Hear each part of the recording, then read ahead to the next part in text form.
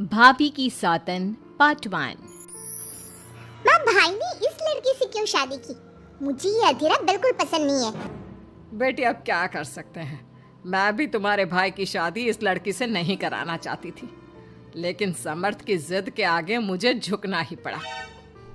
समर्थ ने अपनी पसंद की लड़की अधीरा से शादी की है, लेकिन उसकी माँ मंजू और बहन सौम्या को अधीरा बिल्कुल पसंद नहीं है। समर्थ की माँ ने तो अपने बेटे के प्यार के आगे अपना सर झुका लिया और दोनों की शादी करवा दी, लेकिन सौम्या ने अभी तक हथियार नहीं डाले थे। वो अभी भी अपनी भाभी को घर से निकालने की हर मुमकिन कोशिश कर रही है। बहू, ओ बहू, आज चाय मिलेगी या नहीं? लाई माँ जी। एक तो समर्थ भी न जाने कहां से इस लड़की को पकड़ कर ले आया है। हर काम ऐसे करती है मानो हाथों में मेहंदी लगी हो। लीजिए माँ जी चाय। अच्छा तो ले आई तू चाय। मुझे तो लगा था कि तू सुबह की चाय दोपहर के खाने के बाद देगी। माँ जी दूध वाला लेट आया था, इसलिए चाय बनाने में लेट हो गई। इतने में सौम्या वहाँ आ जाती है। माँ, मैं अपनी सहेली देविका से मिलने जा रही हूँ, शाम को आऊंगी। सौम्या, मैंने तुम्हारे लिए नाश्ता बना दिया है, पहले नाश्ता कर लो फिर चली जाना। मुझे आपके हाथ का बेस्वाद खाना नहीं खाना। मेरी सहेली देविका बहुत अच्छा खाना बनाती है, मैं उसके यहाँ खा लूंगी। ओके माँ, बाय, मैं चलती हूँ। सौम्या के जाने के बाद मंजू अपनी बहू पर चिल्लाते हुए कहती है, बहू तूने इतनी बुरी चाय बनाई है, इससे अच्छा तो तू जहर पिला देती, कम से कम वो मीठा तो होता। अगर मेरे बस में होता तो चाय की जगह जहर ही दे देती। कुछ कहा तूने? अब नहीं माँ जी, मैं दूसरी चाय बना देती हूँ। रहने दे, मैं जा रही हूँ अपनी बहन के घर, तो घर का सारा काम करके रखना, शाम तक आ जाऊंगी। और हाँ, रात के खाने में कुछ अच्छा बना लेना। मंजू अधीरा पर हुक्म चलाकर चली जाती है। अधीरा बड़बड़ाती हुई किचन में जा रही होती है कि तभी समर्थ वहां आ जाता है। अधीरा नाश्ता लाओ जल्दी से, ऑफिस के लिए देर हो रही है। क्या करोगे नाश्ता करके? किसी को भी मेरे हाथ से बना खाना पसंद नहीं आता, आप भी बाहर ही कर लेना नाश्ता। लगता है माँ और सौम्या ने फिर तुमसे कुछ कहा है, तभी तुम्हारा मूड इतना खराब है। तुम माँ और सौम्या की बातों का बुरा मत माना करो। मैंने माँ के खिलाफ जाकर शादी की है ना, इसलिए वो तुमसे कुछ उखड़ी उखड़ी रहती है। लेकिन मुझे पता है, जिस तरह तुमने मेरा दिल जीत लिया, उसी तरह तुम माँ और सौम्या का दिल भी जीत लोगी। बातें बनाना कोई आपसे सीखे। अब आपको ऑफिस के लिए देर नहीं हो रही? हो तो रही है, लेकिन सोच रहा हूँ सौम्या और माँ घर पर नहीं है, तुम दिन भर अकेली घर में क्या करोगी? मैं आज ऑफिस की छुट्टी कर ही लेता हूँ। नहीं नहीं नहीं, मैं घर में अकेली रह सकती हूँ, आप ऑफिस जाओ। चलो जाओ और अपना काम करो। समर्थ ऑफिस चला जाता है और शाम को जब सभी घर आते हैं, अधीरा सबके लिए बड़े प्यार से खाना तैयार करके रखती है। सौम्या सबसे पहले किचन में जाती है। अरे वाह, खाने की तो बहुत अच्छी खुशबू आ रही है, लेकिन मुझे इस खाने का मजा किरकिरा करना ही होगा। सौम्या खाने के अंदर बहुत सारी हल्दी डालकर चली जाती है।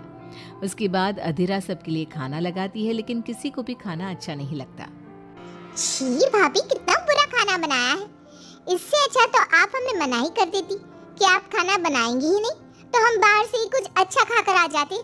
कम से कम हमारे मुंह का स्वाद तो नहीं बिगड़ता। बहू, तूने हम सबको सुबह बिना खाना खाए निकाल दिया, और अब भी हमें बिना खाना खाए सोना पड़ेगा। क्या करती हो अधीरा? तुम्हें खाना बनाना भी नहीं आता क्या? दिमाग खराब कर दिया। समर्थ गुस्से में वहां से चला जाता है। उसके पीछे पीछे सौम्या भी जाती है। भैया, हमने आपसे कितना मना किया था कि इस लड़की से शादी मत करो मत करो, लेकिन आपने हमारी एक नहीं सुनी। आप मेरी सहेली देविका को तो जानती हो ना, सुंदर होने के साथ साथ हर काम में माहिर है। सौम्या देखो, मैं वैसे ही परेशान हूँ, तुम मुझे और परेशान मत करो, जाओ यहाँ से। सौम्या ने समर्थ के दिल में अधीरा के लिए नफरत डालने की कोशिश की। अगली सुबह अधीरा जल्दी सोकर उठी और सबके लिए नाश्ता बना लिया, लेकिन समर्थ बिना कुछ खाए ही ऑफिस के लिए निकल गया। सौम्या भी ये सब नोटिस कर रही थी। उसने देविका को घर पर बुला लिया। देविका, आज भैया बहुत गुस्से में है। आज तुम ऐसा खाना बनाओ कि भैया उस अधीरा की तारीफ करना भूल जाए। सौम्या, तुम ये सब क्या कर रही हो? तुम्हारा भाई शादीशुदा है, वो कभी मुझसे शादी करने के लिए तैयार नहीं होगा। लेकिन तुम तो भाई से पहले से ही प्यार करती थी ना। हाँ करती थी, लेकिन ये उन दिनों की बात है ना। चुप रहो तुम। अगर तुम्हें भैया को पाना है तो तुम्हें वही करना होगा जो मैं कहूँगी। सौम्या ने जैसा जैसा कहा देविका ने वैसा ही किया। देविका ने बहुत ही स्वादिष्ट खाना बनाया। शाम को सभी लोग इकट्ठा हुए और सबने एक साथ मिलकर खाना खाया। इतना मजेदार खाना खाकर सबने देविका की खूब तारीफ की। समर्थ ने अपनी पत्नी को ताना देते हुए कहा, अधीरा, देविका ने कितना अच्छा खाना बनाया है। तुम्हें देविका से खाना बनाना सीखना चाहिए। अब तो ये रोज की बात हो गई। सौम्या हर बार देविका को अपने घर बुलाती और किसी न किसी बात पर अधीरा को शर्मिंदा करती। सौम्या अपने भाई की बात देविका से कराने लगी। अब समर्थ भी देविका से प्यार करने लगा। सौम्या ने अपने भाई से कहा, भैया आपको देविका पसंद है ना? अरे तुम ये क्यों पूछ रही हो? क्योंकि मैं चाहती हूँ कि आप देविका से शादी कर लो।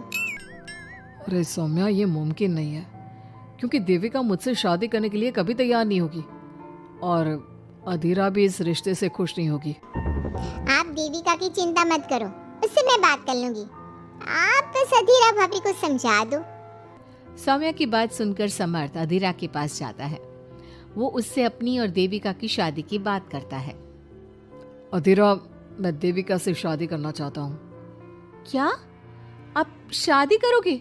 लेकिन क्यों? क्योंकि मैं उससे प्यार करता हूँ। प्यार तो आप मुझसे भी करते थे। कल कोई और लड़की पसंद आ जाएगी तो तीसरी शादी कर लोगे? देखो अधीरा, तुम्हें घर में कोई पसंद नहीं करता। तुम्हारी शादी मैंने माँ के खिलाफ जाकर की थी। अब तुम मेरे और देविका के बीच में मत आओ, प्लीज। क्यों बीच में ना हो? मैं ये शादी नहीं होने दूंगी, आप चाहे कुछ भी कहो। अधीरा के लाख विरोध के बावजूद भी सौम्या और मंजू ने समर्थ की शादी देविका से करवा दी। आखिरकार सौम्या अपनी भाभी की सौतन ले ही आई। शादी के बाद देविका ने घर में आते ही घर वालों के साथ कैसा सलूक किया और अधीरा के साथ क्या हुआ, ये सब जानने के लिए इंतजार कीजिए हमारे अगले एपिसोड का।